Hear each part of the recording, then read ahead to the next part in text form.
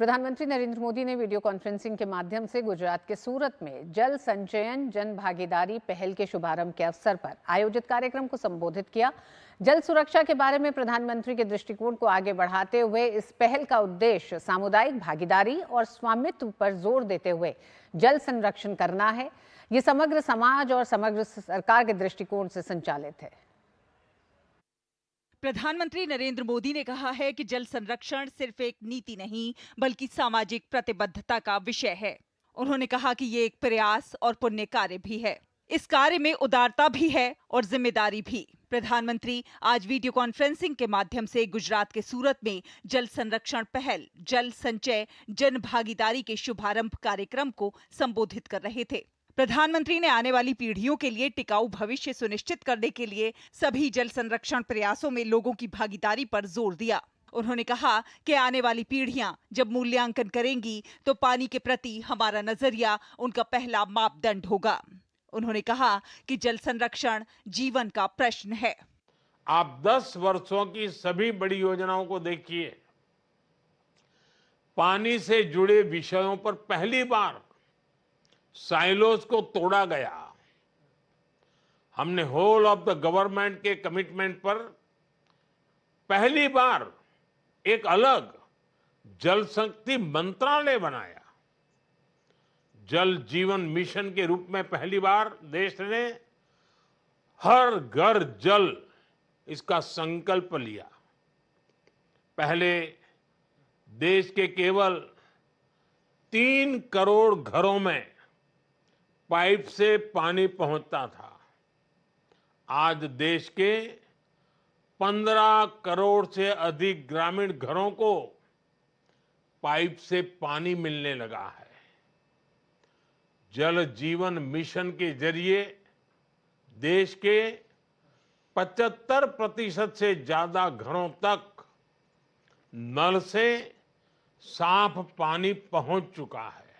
प्रधानमंत्री ने यह भी कहा कि ये पानी की कमी से निपटने के लिए नई और नवाचारी तकनीक अपनाने का समय है।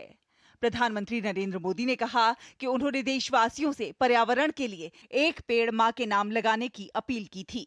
उन्होंने बताया कि जब वृक्ष लगते हैं तो भूजल का स्तर तेजी से बढ़ता है। उन्होंने कहा कि पर ड्रॉप मोर क्रॉप जैसे अभियान से पानी की बचत हो रही है। पीएम ने अपने संबोधन में जल जीवन मिशन के परिणामों का भी उल्लेख किया। जल जीवन मिशन ने लाखों लोगों को रोजगार और स्वरोजगार के मौके दिए हैं। बड़ी संख्या में इंजीनियर्स, प्लम्बर्स, इलेक्ट्रिशियंस और मैनेजर्स जैसी जॉब्स भी लोगों को मिली है।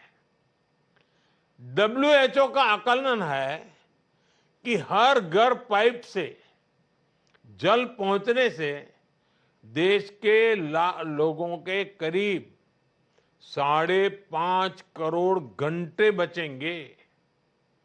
ये बचा हुआ समय विशेषकर हमारी बहनों बेटियों का समय फिर सीधे देश की अर्थव्यवस्था को बढ़ाने में लगेगा। वाटर इकोनॉमी का एक अहम पहलू हेल्थ भी है, आरोग्य। रिपोर्ट्स कहती है जल जीवन मिशन से 1.25 लाख से ज्यादा बच्चों की असमय मौत भी रोकी जा सकेगी। हम हर साल 4 लाख से ज्यादा लोगों को डायरिया जैसी बीमारियों से भी बचा पाएंगे। यानी बीमारियों पर लोगों का जो खर्च होता था वो भी कम हुआ है। प्रधानमंत्री ने कहा कि सरकारों में जल संचयन को लेकर जिस विजन की आवश्यकता होती है, पहले के समय में उसकी भी कमी थी। उन्होंने सरदार सरोवर बांध का भी जिक्र किया, जिसका काम दशकों से लटका पड़ा हुआ था। उन्होंने कहा कि गुजरात में सौनी योजना की शुरुआत हुई, जिससे पानी की अधिकता वाले क्षेत्र से जल संकट वाले इलाकों में पानी पहुंचाया गया।